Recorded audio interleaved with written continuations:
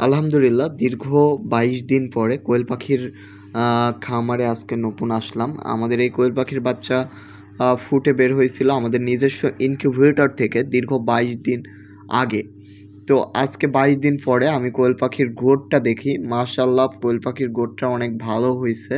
আমাদের যে কোয়েল পাখিটা আলহামদুলিল্লাহ অবশ্যই ভালো হয়েছে এবং কোয়েল পাখি আমি 0 সাইজ কিছু বিক্রি করে দিছিলাম। আর মাত্র ১৫০ পিস কোয়েল পাখি আমি নিজে পালার জন্য রাখছিলাম। তার মধ্যে কিছু কোয়েল পাখি ৩ পিস থেকে ৪ পিস কোয়েল পাখি শুধু মারা গেছে।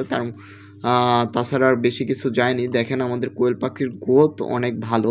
তো আজকে রাস্তা থেকে আমরা কিছু টাইগার মুরগির বাচ্চা নিলাম। রাস্তা থেকে কিছু টাইগার মুরগির বাচ্চা নিয়ে কোয়েল পাখির মাঝখানে একটি ক্যারেটে করে ব্রুডিং করতেছি। আসলে এই ব্রুডিং করাটা কি আমার ঠিক হচ্ছে? আপনারা কমেন্ট করে জানাবেন। আর কোয়েল পাখির দেখেন মাশাআল্লাহ অনেক ভালো গ্রোথ হয়েছে, যেটা আসলে ভাবা যায় না। অনেক ভালো গ্রোথ এসছে।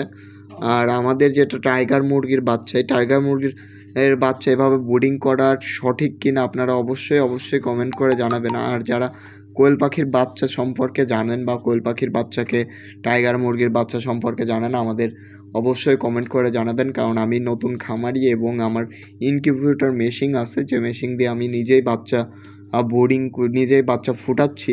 তো অবশ্যই খামারের বিষয়ে যারা অভিজ্ঞ আমাদের চ্যানেলে আছেন বা আমাকে ফলো করেন, আমাকে দেখেন, তারা অবশ্যই জানাবেন। আর আমার নতুন খামারের জন্য সবাই দোয়া করবেন। আসসালামু আলাইকুম।